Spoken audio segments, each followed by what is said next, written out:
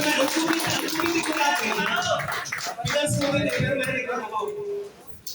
Kung hindi lang nabaha yung bahay mo, narinig ko na. Kasi, dami lahat yung auditor, dami yung kwan. Tama yung sinabi ni Pangulo, napakahirap kausapin na sa ganyan ng asawa.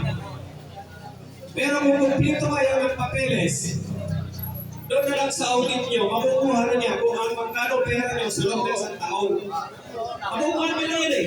Huwag nyo lang kausapin sa sadyan. Diba, magkano ng problema eh. Yung asawa niya kausapin nyo. Kung nandiyan pa kayo Edgar yung batas, hindi naman natin pag-loob. Kasi, special sa loob ginawa yan eh. Nasimula presidente, hanggang PRO, may unit. Natatanda ko pa yun eh, may unit. Para kung sakaling magkaroon ng problema, mayroon unit. Kasi marami yan eh. Sadya, nagbabayan na kayo. Pero kung may mali, bakit naman natin kuhin sa sakripisyo pera? Public fund yan eh. Sana maunawaan nyo kung nararamdaman ng bawat membro. Pag ito nalugi, mayroong nagsabi dito sa group. Basta maganda lang daw ang pasada, okay na sa kanya, wala nang problema sa mundo. Mabubuhay ba kayo doon? Mabubuhay ba yun? Eh, yung binabayaran yung terminal, pag wala kayo ng pera, wala nang mundo. Eh, binabayaran yung terminal, gagana ka ba? Hindi na. Kawawa ko kami ito, kung ganun ang pag-iisip. Sana, magpasensya nyo na nakapagsalita ako, pero never din naman ako. Karapatan ko kasi, sir, Igwin Castillo. Kung mahanapin niyo po sa amin ang audit na 2024 galing pa ni Pangulo, ex-President Kagawad Ponso, wala po tinurnover po sa amin. Ni Stadyan, wala po kami audit kung magkano talaga ang expenses ng eleksyon nung kami tumakbo. Sila po kasi ang may hawak yan, hindi po kami, hindi po namin hawak pa yan. Ang audit po niyan ay nasa kanila po. Kaya nga nung binigay po sa akin yung turnover ng pera, hindi ko po pinirmahan, hindi ko po tinanggap. Sinabi ko na sa meeting, unang meeting natin kung matandaan nyo, transition po yun eh. Nag-declare po nagtanong si Kagawad Ponso kung magkano pa ang pera pondo. Di po ba kung natandaan nyo, ang sabi niya, meron po tayong pera kahit 100,000. 118 wala yun. Basta more than 100,000. So nung nagkaroon ko ng meeting, di ba inasyo ko yan? Nasaan ka ko yung turnover dapat i-transition turnover na sa amin. Di po ba narinig nyo na hindi pa pala natatanggal yung expenses ng election nila natin noon. So, hindi ko sabi ko sa hindi ko tatanggapin yan. Hindi ba may hawak ng audit? Yung treasurer pa may hawak ng audit? Hindi, pero meron din yung treasurer. Nagkahiwalay kayo. Hindi, ibig sabihin, meron pa kayo na stay bago yung pagpasok nyo, meron kayo kompleto. Hindi po.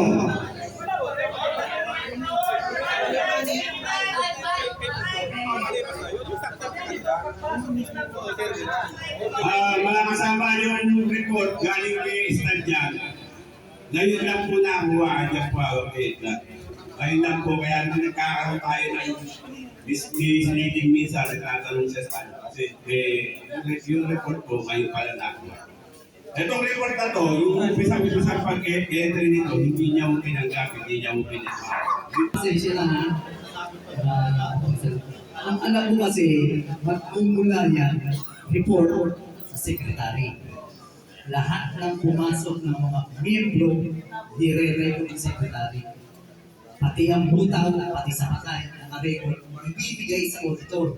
At pagkatapos sa auditor, tsaka pa lang niya ipapasa sa treasurer. Ang nangyayari kasi, wala man lang nire-report ang auditor.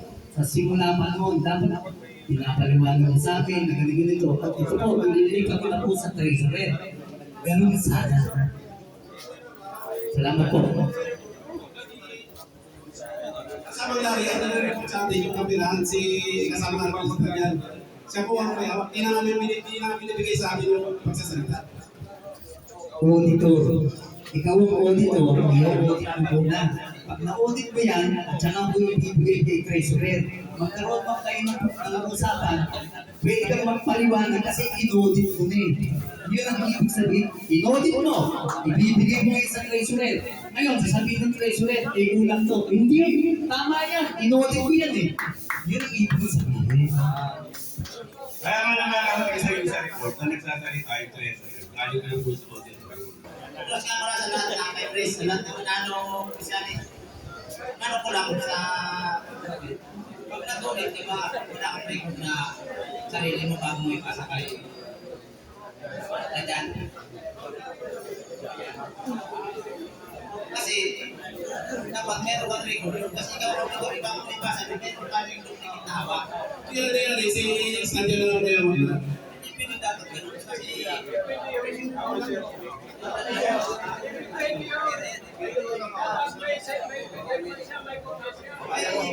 ako natin ito, wala nangyari. Kaya sama ito na. Yun nga po yung babaguhin ngayon. Sinabi ko sa kanila, ang reporting niya ng pera, tatlo ba yung may hawak? Dapat tatlo ba yung may record niya kanyang kopya? Kapag na-mistake na isa, nawala niya isa, meron pang nakahawak. At kailangan may sign dapat, bali apat. Sabi ko na. May pirma po, dapat may pirma. Kung napapasin niyo po yung report natin ngayon, wala po pirma.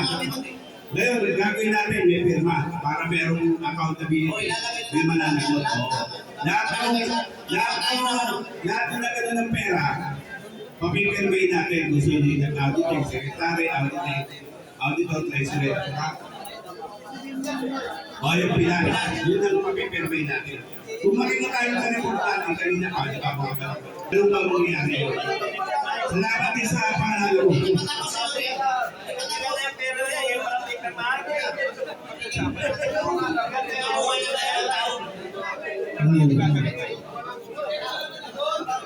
Hello, mga kasama. Hello. Magaling po na mabuti. Yung tinatanong ni Sir Edwin Castillo na kay Finance Committee, mayroon po. Tapusin niyo muna. So sa madaling salita, sa totoo lang tayo, mga kasama, ayaw naman magsinungaling.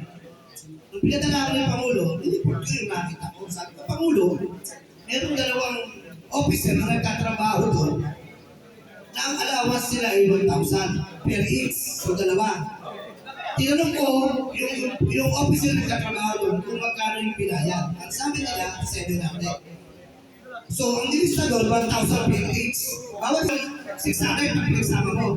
Pero nakalagay doon, 1,000 per each, 2,000. Pangalawa, ay nakita akong resibo na double entry. Ano ibig sabihin ng double entry? Kinalpas na dati, kinakalpas pa rin ngayon. Ngayon, nilipot ko kay Pangulo. Bilang pinadala mo ako, ito yung nakita ko. Yun lang, hanggang na ako, tumahimik na ako. Bilang presidente, siyempre kung ano sa presidente niyo, kung ano gagawin na, siya na yung pinag-design ko. Hello. Hello. Sagutin ko lang.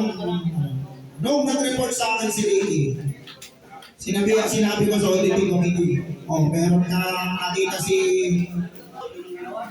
bakit nagsumbong? Si treasurer. Bakit kumuha ng patrino? Pangulo, makasamat. Kwentahan sa ating kaberhan. Ano ngayon ang gagawin natin legal na hakbang? Ito mga kasama, kasi nakita natin yung sitwasyon ng tao, tignan natin, no? Kasi, no? si Pres. Kaya nagkaganyan yan na ngayon lang lumitaw kasi dinahandaan ni Pres. Kasi sabi namin kay Pres, dahan-dahan mo kasi kapag nakatakihin, alam na natin, mamatay. Siyempre, pag-usap, ikaw matisisi. Diba? Yun ang maliwanag doon. Yun ang maliwanag doon. Kaya dinahandaan natin yung pagkuha ng mga report. Tapos yung mga bagong opisyalis natin, nagtatanong din si kasama Jimmy Tulagan, si Alas, si Hobson.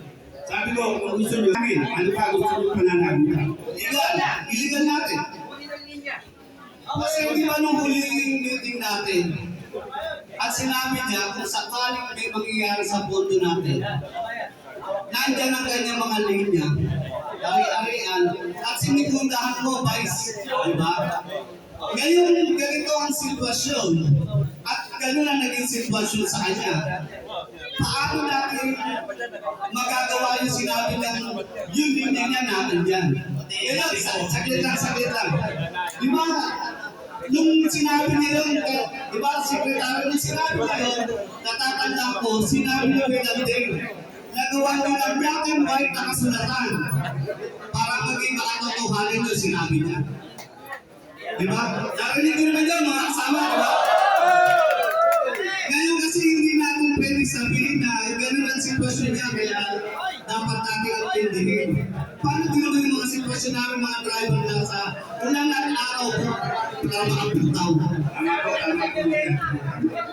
Tama rin po yung sinabi mo na ilasagat yung sasadyan kayo yung linya niya para mo sa ano. Pero ito mga kasama, yung sinasabi ng ulo ng linya, wala pa po tayo sa asuntuan. Sa asunto po kinukuha yun, hindi po sa kayo. Kasi kayo, pagpinintahan mo ng 200,000 na utang ng tao, kukunin mo yung linya na halagang 200,000, mali po yun.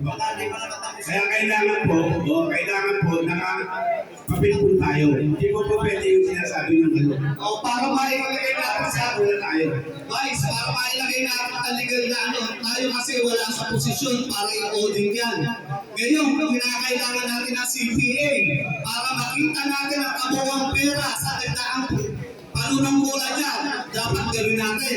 Para yung sinasabi ng papel o para makuha yung linya niya, hindi naman natin habulin eh. Ang habulan natin, makuha yung pera dapat sa atin. Kaya nga, kailangan natin ang, ano kailangan natin? O iligan natin. O gawin natin, CPA natin, pagkatapos ng CPA, gawin natin sa legal action. Kung natin po rin yung linya niya, hindi natin basta-basta pwede yung ulo ng linya niya. Yung legal tayo. Alis, di ba?